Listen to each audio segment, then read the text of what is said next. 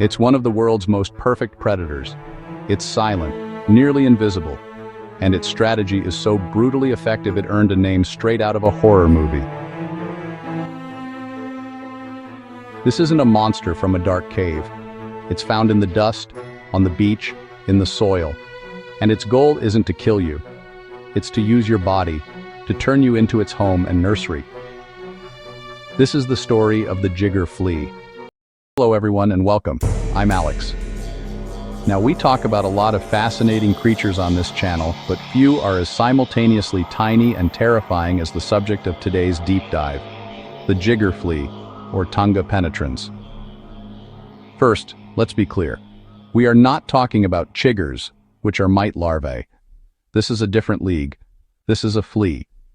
And the female of the species has perfected a parasitic strategy that is as ingenious as it is horrifying. A strategy that led to names like the Flea of Doom and the sandworm. To understand why it's called the Flea of Doom, we have to follow its life cycle. And it all starts with a hunt. The jigger is a poor jumper compared to your average cat or dog flea, but it doesn't need to jump high. It just needs to get onto the feet of a passing host. The female is the invader. She finds a bare foot, warm, soft, and full of capillaries, and she gets to work.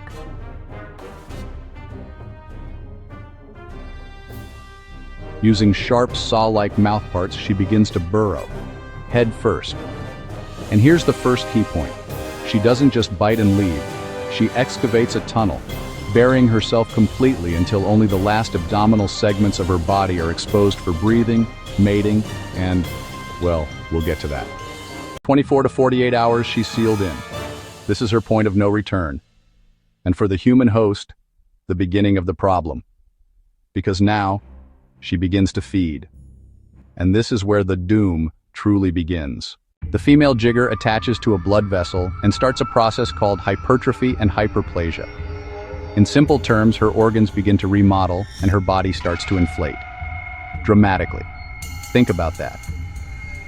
Imagine a 150-pound person swelling to the weight of a blue whale.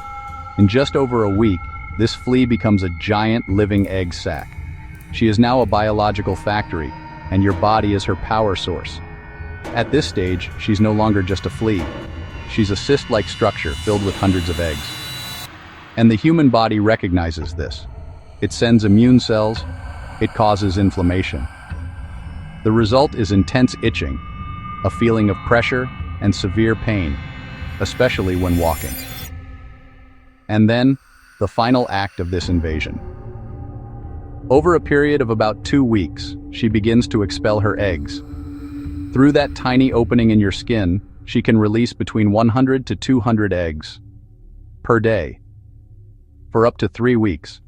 That's thousands of eggs, all laid from inside your body. This is the core of the doom. It's a parasitic siege. It's not a fleeting bite. It's a long-term, debilitating occupation. Now, if this happens to you or me in a place with access to medical care, it's a relatively simple, if delicate, procedure to remove the flea intact. But the Flea of Doom earns its name not from isolated cases, but from its devastating impact on impoverished communities. When left untreated, due to lack of resources, knowledge, or access to care, the jigger's burrow becomes an open door.